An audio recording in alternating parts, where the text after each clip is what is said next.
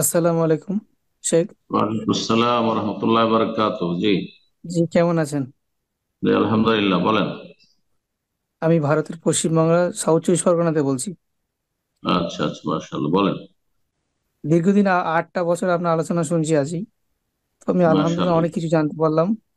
আল্লাহ কবুল করুন। প্রতিদিন শিখতে পারলাম আপনার এই হুম, আলোচনাতে। আমি আল্লাহ দোয়া করি তৌফিক। আল্লাহ যেন আপনাকে আরো দিনের কাজ করার তৌফিক দেন। আমিন আমিন ইয়া রাব্বাল আলামিন। আল্লাহ আপনাদেরকে দিনের উপর রাখেন, মধ্যম পন্থা অবলম্বনকারী হিসেবে আল্লাহ কবুল করেন, বাড়াবাড়ি ছাড়াছাড়ি এসব থেকে আল্লাহ বাঁচিয়ে রাখুন। জি। জি শেখ, প্রশ্ন ছিল আমার সুফিবাদ নিয়ে। সুফিবাদ কি ইসলামের, মানে সত্য কি আছে ইসলামে সুফিবাদ বলে কিছু? সুফিবাদ ইসলামে নেই। সুফিবাদ কয়েকটি ধর্মের সংমিশ্রণ আর ইসলামের পোশাক। এই পোশাকটা হচ্ছে সুফিবাদের, ইসলামের ওপরের খোলটা।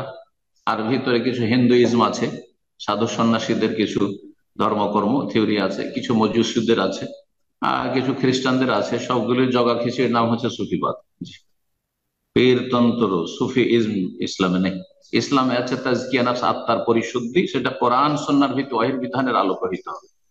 আর সেগুলি স্পষ্ট আছে, সেগুলো কোনো বাতিনি এলেম নয় যে কলবে কলবে বা মুনতাকিল হয়। সেই এলেম এক কলব থেকে আরেক কলবে যায়, এগুলি তাদের গুমরাহি। বরং যা আছে কোরআন সুন্নাহয় মজুদ রয়েছে। মানুষের আকিদা, ধর্মীয় বিশ্বাস, এবাদত বন্দেগী, আখলাক, চরিত্র, মামলাত, লেনদেন, সমস্ত কিছু। তারপরে আত্মার পরিশুদ্ধি, সব কিছু, তাকওয়া, পরহেজগারি, জোহদ, দুনিয়া বিমুখতা, এই সমস্ত কিছু কোরআন সন্ন্যায় মজুদ রয়েছে। কোরআন সন্না দিয়ে তার সমাধান নিতে হবে। এটা হচ্ছে ইসলাম। জি।